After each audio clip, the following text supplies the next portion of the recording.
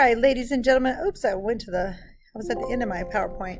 Okay, so we're going to talk about using scientific measurements in math and chemistry. Accuracy versus precision. Think of this. What do you think of when you hear accuracy versus precision? Accuracy is the closeness of a measurement to the correct or accepted value, what you expect to get. So you expect to get 100 on the test, you are accurate right there. Precise. This is the closeness of a set of measurements. So let's say that you make a 93, a 92, a 93 on your 3 tests. Well, hey, that's pretty precise. It's right there together. You can think of it as a dartboard. So you can see low accuracy and low precision because they're all over the place. Okay? Here you can see high precision, but there's no accuracy. Here you can see high accuracy. You're almost to that bullseye, but they're not clustered together, so there's low precision. And this is what I expect you all to get is high accuracy, high precision. So when we do labs, we want to make sure that we're being as careful. We always start with clean glassware, and we always take our time. So that way we can have high accuracy and high precision. Sorry guys, percent difference has to do with precision, and I don't teach that anymore. Percent error has to do with the accuracy. So ignore percent difference. Percent error measures the accuracy of an experiment. It can have a plus or minus value, but usually what we'll do is we'll take the absolute value and turn it into a percent. So let's go ahead and make it the absolute value, accepted minus experimental, okay, divided by our accepted. Our accepted is what is known. Like the density of water is known to be 1.0 grams per milliliter. Well, you're going to do a lab called the beverage density lab, and you notice that maybe you got 1.1 grams per milliliter. Is that accepted? I don't know. Is that close enough in the range? We'll see. So you're going to take the accepted minus experimental, take the absolute value, and divide it by accepted times 100. So let's look at that. We don't need this. Okay. So we're going to measure the density from lab experiments of 1.4 grams per mil. The correct density is 1.36 grams per mil. So the lab experiment is our experimental, and the correct is our accepted. So we're going to find the percent error. Again, we're going to take, I should have gotten rid of that.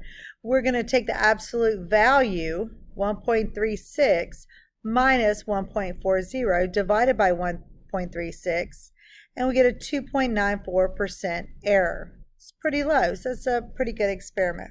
Okay. Here, this is percent difference. We're not going to worry about that.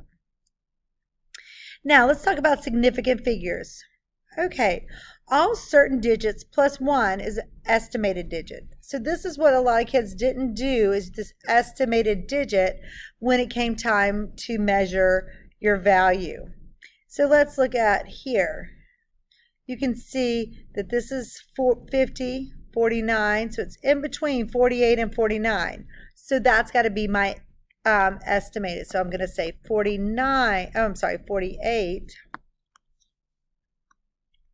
point, and then is it greater than the half? Is it less than the half?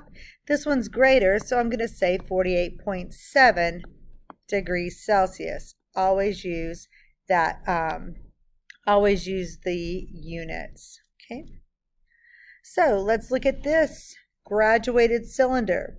So again, we always read the meniscus. So our meniscus is here.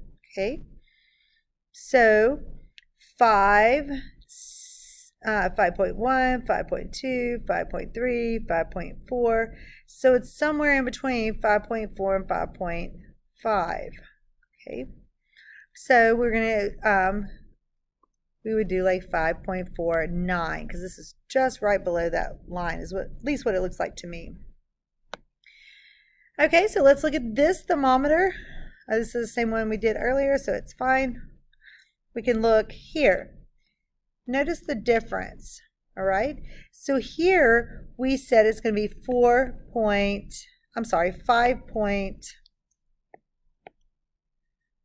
1, 2, 3, 4, 5, right?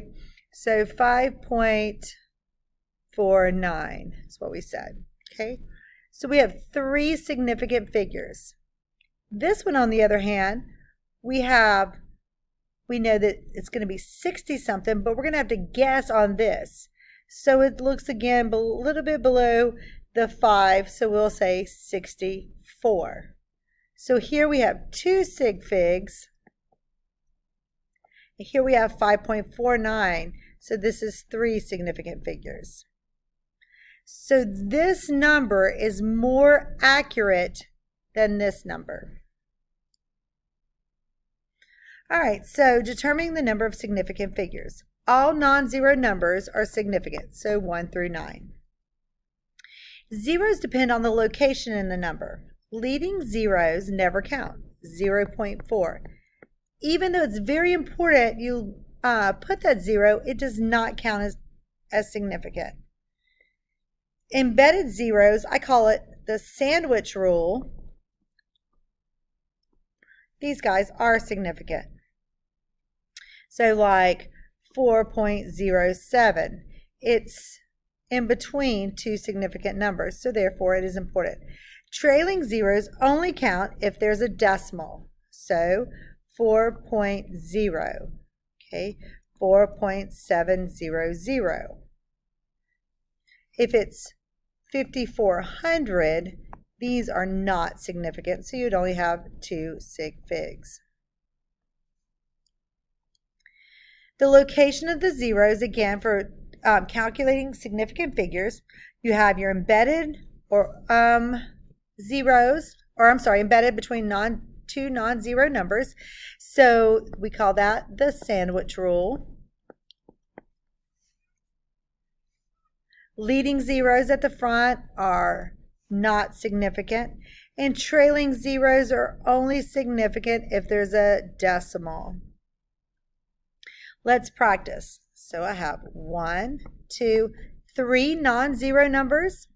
Then I have the sandwich rule twice, so I have 5 total sig figs.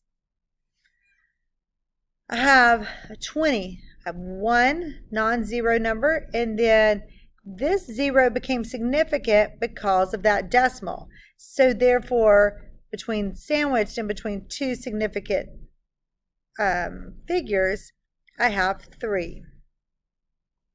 Leading zeros, so look how many numbers I have. 1, 2, 3, 4, 5, 6, 7. But these guys are leading. They're not significant, so therefore I have 4 sig figs. This 0 is significant because of why? Good, the sandwich rule. No decimals, so those zeros are not significant. Okay, so I'm sorry, I had to truncate this from someone coming in, so I hope this is at the right spot. So 4320 decimal made that all 4 of these numbers significant. So let's talk about rounding now. We need to use rounding to write a calculation correctly, that last digit. Calculator gives you lots of insignificant figures, and you must round to the right place. Of course, as we know, when rounding, we're going to look at the digit after the one you keep. Greater than or equal to 5, we're going to round up. Less than 5, we keep it the same.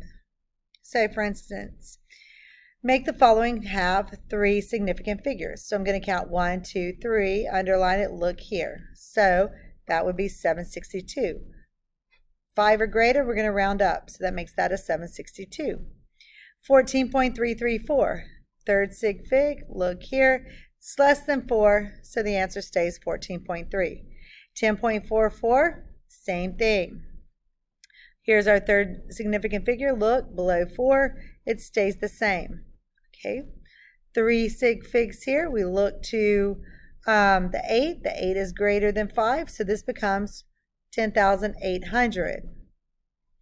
So looking at 8,024.50, 3 sig figs, I look to the right, It's 4 or below, so it stays the same, 8,020. 203.514, look to the right, and you see 204. So let's look at using sig figs and calculations. So when you're adding or subtraction, you end with the least number of decimal places. The least number of decimal places. So here, we're not worrying about the number of significant figures. What we're worried about is the number of decimal places. I have 1 decimal place, therefore my answer needs 1 decimal place. So let's look at this. We have 101.25, 35, 36.2, 123.448. Okay. So the least precise number, the least detailed number is 0.2. So therefore, we're only going to have 1 decimal place. So these are the digits we drop, and this 1 decimal place is retained. So answer round to 1 digit, 3760.9. Notice I didn't say anything about significant figures. Adding and subtracting has only to do with decimal places. However, multiplying and dividing, we're going to end with the least number of sig figs. Does not depend on what? Decimal places. Okay? So, here, looking at this number, 34.6, 12.1, and 1.2. They each have only 1 decimal place, but this guy only has 2 sig figs, whereas both of these have 3 sig figs. So therefore, I'm only going to have 3 significant figures. There's 2 ways to do this. You could drop all of these and write 5.0 times 10 to the second. This is scientific notation. We're going to go into that in just a minute. Or you could write 500 point. Now all of a sudden that became, oh, I don't need 3 sig figs, I needed 2 sig figs. So no, I can't write it that way. Take that back. So I only need 2 sig figs. Erase that last part, sorry. So it would be 5.0 times 10 to the second. That's the only way to write it. Multiplying and dividing, we're going to end with the least number of significant figures. So here's division. You have 3 sig figs and you have 4 sig figs. So the least precise number, so we're going to have 3 significant figures in our answer. So if you have any questions, not to panic, don't freak. You're going to have time in class to answer and work on it in class. Thank you.